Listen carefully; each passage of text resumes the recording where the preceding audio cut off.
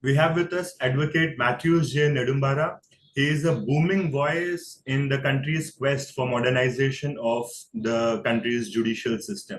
He is also the founder of the National Lawyers Campaign for Judicial Transparency and Reform. Welcome, sir. I don't deserve the thank you. I don't deserve so high words. Thank you. Yeah. So we got to know that you have filed a PIL in the Kerala High Court demanding that the act related to the contempt of court gets voided. So could you please comment on it? It is not a PIL. It is certainly involving public interest. The PIL is something called an abuse of the judicial process. See, who can go to a court? A person aggrieved. A person aggrieved of his rights alone can go to a court. So therefore, prior to the Keshavananda Bharati's case, one could only go to Supreme Court only for enforcement of fundamental rights, right remedy forum. And after Keshavananda Bharati, people go to the court, and when they are asked, why are you here? None of my rights are infringed. The basic structure is infringed. So this basic structure theory, PAL, all is all without any foundation in jurisprudence. So I won't go to those aspects at the moment to be brief. So PAL is, if at all it's permissible, it is in the form of a representative proceedings. So in the Code of Civil Procedure, we have got a mechanism of representative proceedings. If something involves a large number of people, one of them can be permitted to institute a suit or proceedings. But what is done in the name of PAL is X or Y hijacking the institution judiciary and substituting the judiciary for the executive and the parliament. So this is not a PAL, this is a petition which I have filed for certain declaration. Declarations in the enforcement of my fundamental rights. So therefore I say the Contempt of Courts Act has affected, is curtailing my freedom of speech. And the particular background in which this the petition was filed in 2016, when a minister in Kerala government, so he criticized the judges of the Kerala, a particular judge of the Kerala High Court, and he said, yes, it is on the Facebook of the minister. It must have been in Malayalam. The translation is, if the antecedent of the person who made the comments are examined, that is referring about the sitting judge of the High Court, there can be no surprise that the jackal who fell into the indigo dye holes, and he cannot be blamed. So this is a comment which the minister said. So this and he was the contempt of court proceedings were initiated against him by whom? That is all the more curious. A member of the Legislative Assembly, a functionary of the Marxist Communist Party, Communist CPM, and he is that complainant, the man who filed a petition, the Kerala High Court, for proceeding against the Minister K.C. Joseph, Minister for Cultural Affairs in the government of Kerala. He is currently a minister of the Kerala government, and therefore look at the scenario. There is a popular acceptance among the people, the public at large, the politicians, the common people, and members of the press, that when it comes to judiciary, we cannot speak at all. Anything, because the concept of contempt of court, which belongs to the Dark Ages. Since you are a Christian, you must knowing that it is a cathartic jurisdiction. It is the cathartic jurisdiction. What's the purpose? The purpose is to reform the sinner's mind. And even today we practice in the confession. You go to a priest, offer your the sins, and seek the apology to the priest who is supposed to be representing the Almighty, and the priest after plenary, and thereafter thereby you purge yourself. Purging, the concept of purging of the sin That is contempt of court. So if you then what you can do, the system today is you say something. The minister has what options he has. He said the jackal who fell into the indigo dye holes. That is considered contempt of court within the meaning of the Contempt of Courts Act. So what option he has? He has to, say tender unconditional apology, and then he thereby he then the apology is accepted. He is purged of the contempt. So this. What is the extent to which you want this act to be voided? Because it contains criminal parts. There's criminal contempt. There's civil contempt. Because civil contempt is a very key part of the court's functioning. So, what is the extent to which it has to be voided? See, we are primarily about the criminal contempt of court. See, suppose a lawyer or a litigant make obstruction in the court proceedings. There is a penal law is there. The court has, under the Code of Civil Criminal Procedure, under the IPC, there are enough provision is there. If somebody is obstructing, creating nuisance in the court premises, he can be removed from the court. Or he can be proceeded under section 340, earlier section, now it is, I think, 379 of the new code. So therefore, the Contempt of Courts Act, the concept of criminal contempt of court has no need at all. And if somebody files a false document in the court, then he can be prosecuted for perjury.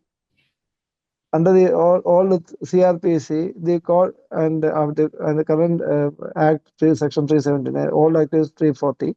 The court can file a FIR with a complaint with the magistrate, the criminal court, and he can be proceeded. So the Contempt of Court Act, what is the purpose? Only purpose is serves is to silence people, silence critics.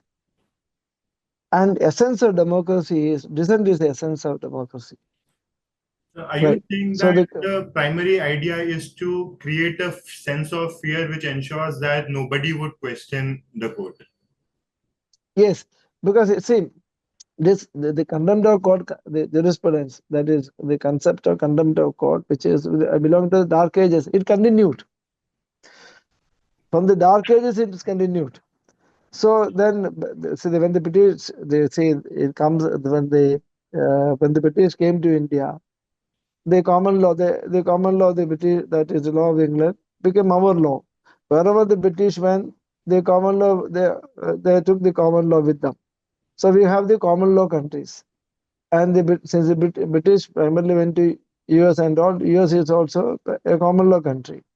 So all over the common law countries, the concept of contempt of court is in existence. The concept of, the core of the contempt of court is not civil contempt. The core of the contempt of court's concept is the purification of the polluted mind. Criminal contempt. You must have heard, what was the punishment for contempt of court in those days? It even, burning in the stake. Joan of Arc, was burning in the stake. So it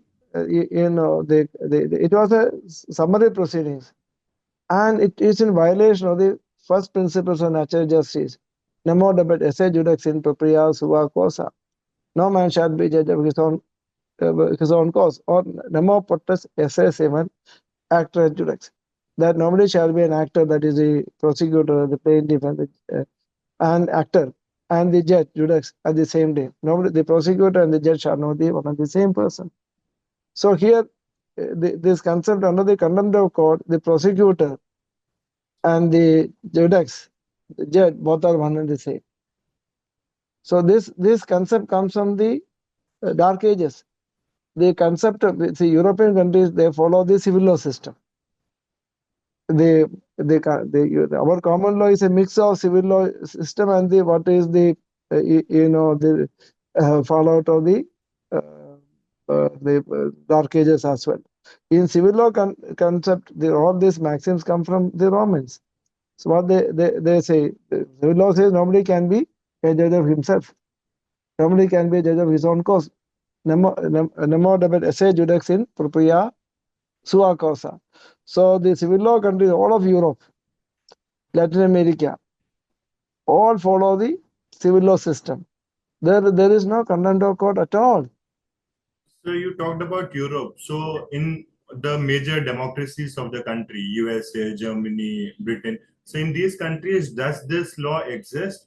And if it doesn't exist, how are the other problems associated with its absence tackled? So I said, the contempt of courts has two aspects. One is civil contempt and the criminal contempt. Criminal contempt I already dealt with.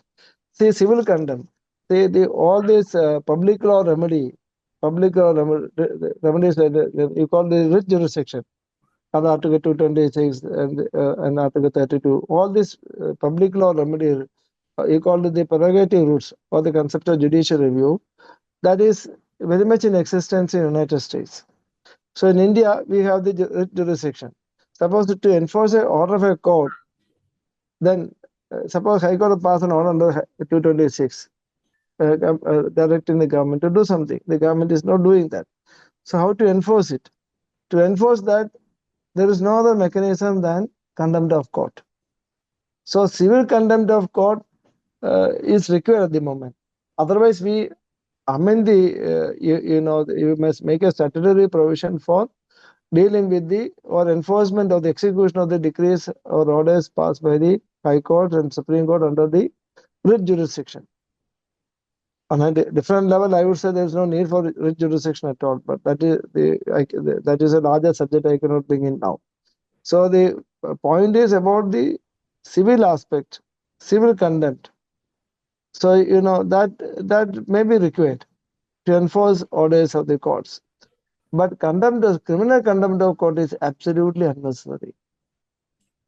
What is the need? If something is of a criminal nature is done, if a judge is personally accused something, there's a law of, the defamation, right?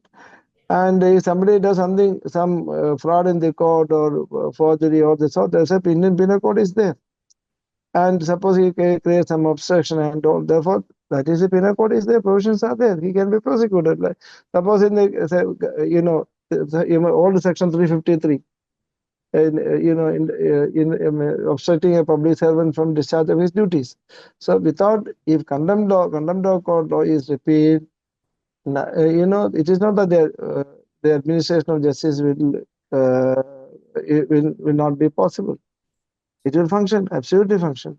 Mr. Matthews, in the absence of a specific law about contempt of court, wouldn't undue criticism, especially in this age of social media and large-scale media outlets, wouldn't it create an undue pressure on the judge about Now, say this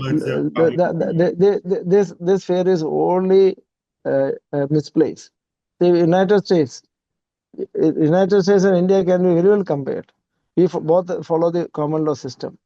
In America also the contempt of court jurisprudence is there, but it is in actual practice it is not there, because it's a liberal democracy.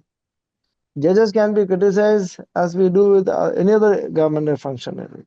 So the judges, like politicians, bureaucrats, I don't say bureaucrats is a trustee of the, I don't say that, but judges, the political executive, they are all trustee of the people's power. The ultimate power rests in the people. They are trustees. The sovereign judicial function of the state, they exercise it. They are accountable. Therefore, everything, whatever they do from the seat of justice, should be open to public scrutiny.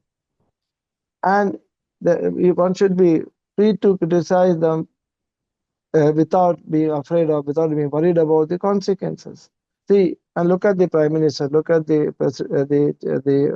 political leaders. People are free to say anything about them, absolutely defamatory things. And now, with the social media taking such a revolution, that now the judges are also criticizing the social media. What they say, what they can be dealt with. Now it is social media. That has become the reality. Then people comment on the say court proceedings are video recorded and it's circulated. Now and therefore people criticize judges. They discuss about it, and that's a welcome change. Whatever the court proceedings are, it's our open court. The concept of open court. Any citizen can enter the court. Not the court means what? The court means not merely the judge, the litigant, no witness, no, the public at large. Open court system. Any citizen anybody can enter the court, watch the proceedings. So in open court system, everything is open, unless something which it's of its nature, like rape allegations or something of the sort. Then that can only be conducted in the chamber. So therefore, except for in-camera proceedings, for whatever valid reasons, all other things have to be in the open. So, and it is not that the administration of justice is not going to to suffer any damage because some small people here and there is allowed to criticize it. The Honorable Chief Justice of India, D.Y. Chandrachud, has repeatedly said that the shoulders of the courts have to be broad, or they are broad enough to handle criticism. But still, this kind of laws continue to exist. No, so look here. I can tell you from my experience of the last 40 years. The bar today, different. It was different 40 years before. Bar today, it lost all its spine. The bar has lost all its independence. And now, what is the reason? The Judges 2 case, judgment of the Supreme Court in Judges 2 case. That is, the collegium system where the judges appoint themselves. And then the system of judges designating lawyers or senior advocate. These two things destroy the institution judiciary, destroy the bar. Look here, I tell you why. Kindly listen. Why? See, 1994, etc. I was practicing in Kerala High Court. There was no designation system. Only one UP Singh, Chief Justice who came from Delhi, he only introduced it. And now today, a lawyer, once he crossed the age of 35, 40, he has either become a senior counsel or a judge. Otherwise, he is doomed. So therefore, to become a senior counsel, you need who would vote you to become one, the full court. So you cannot afford to dispute anyone. And the judges appoint themselves. The collegium select the judges. So you have to be in the good books of the collegium, good books of the judges. So is there a sense of servitude that has been created among the lawyers? Absolute servitude. Look at the other day, the lady Justicia, the blindfold lady Justicia, now that has been removed. And it is such a ridiculous thing. Now, the accusation of the common people is that our judiciary is not impartial. The face value jurisprudence. They look at the face and give orders. That is allegation. And what the Honorable Chief Justice did is a new, statue of the Lady Justicia. The blindfold has been removed. So what is the impact? So still, I don't find any criticism. People are privately criticizing. Everybody is saying, why? Everybody. In fact, initially I didn't believe it to be true. Everybody is joking about this. But nobody says anything in the open criticizing what the Chief Justice did is, to my mind, is utterly foolish.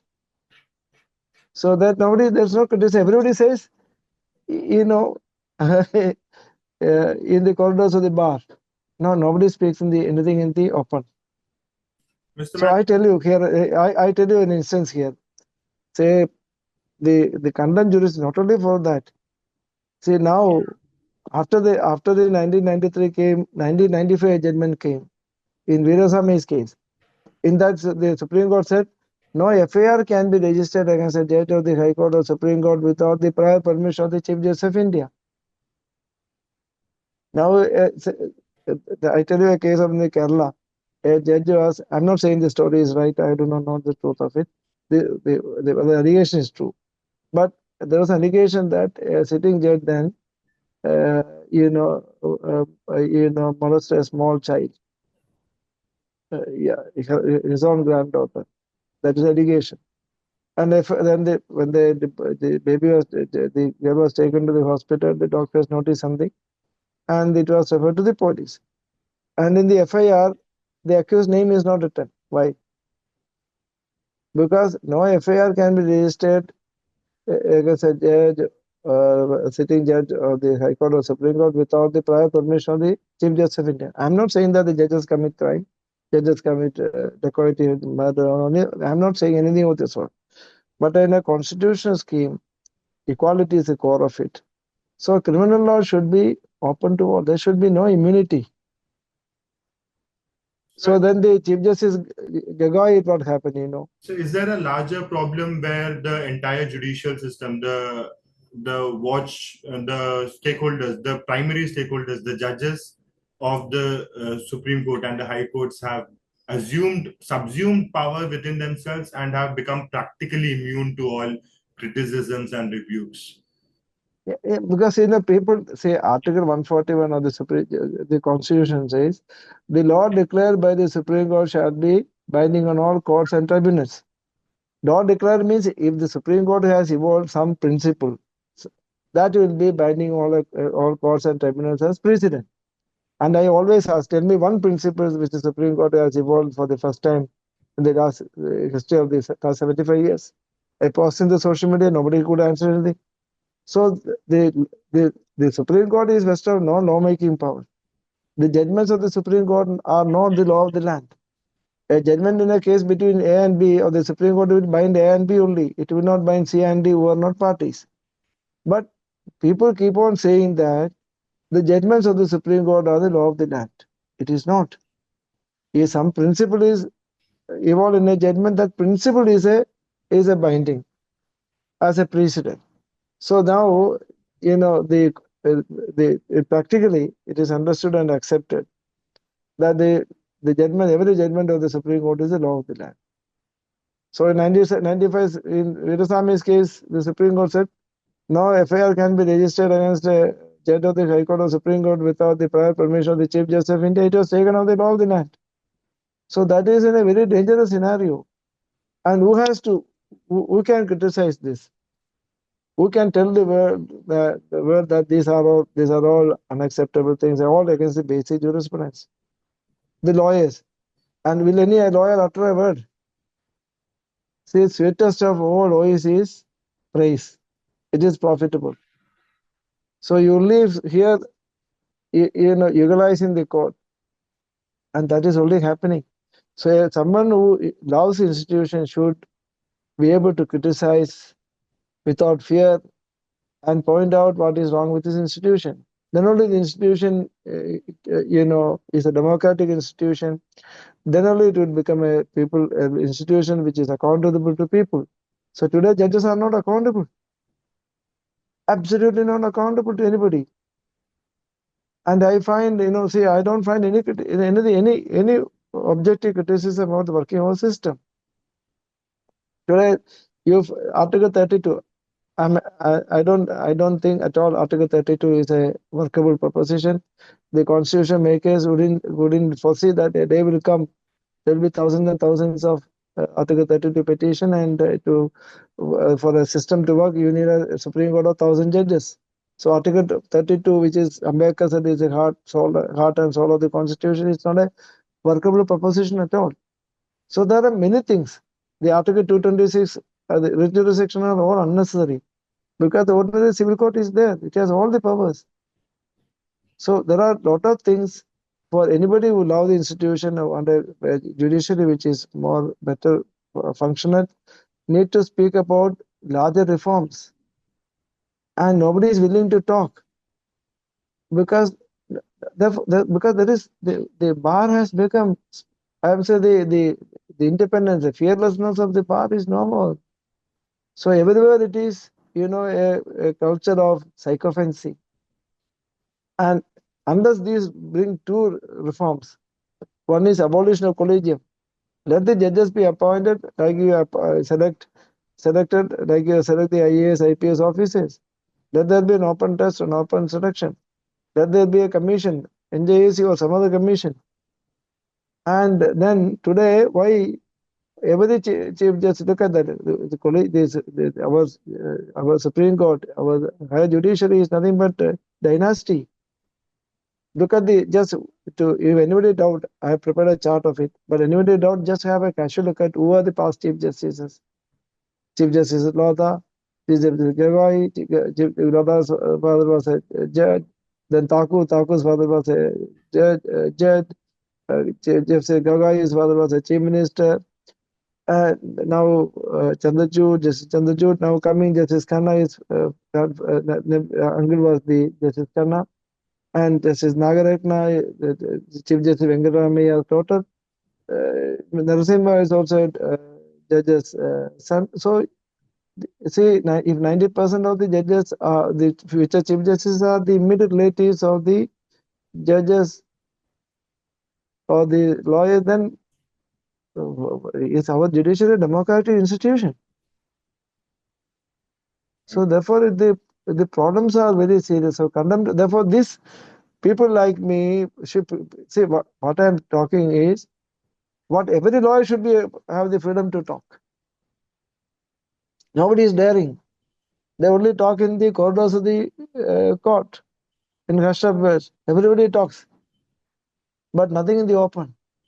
And only what we hear in the open is the voice of praise. Sweetest, I don't remember who said, sweetest of all voice is praise. And that is a scenario, that undoubtedly will lead to greater ruin of the institution. The judiciary should be subject to criticism. People should be free to criticize it, and it should be accountable. Otherwise, today it live on the image created by entertaining PAs. Judiciary seem to be as doing a night at will, doing great amount of public good. That is by assuming the role of the executive and the legislature.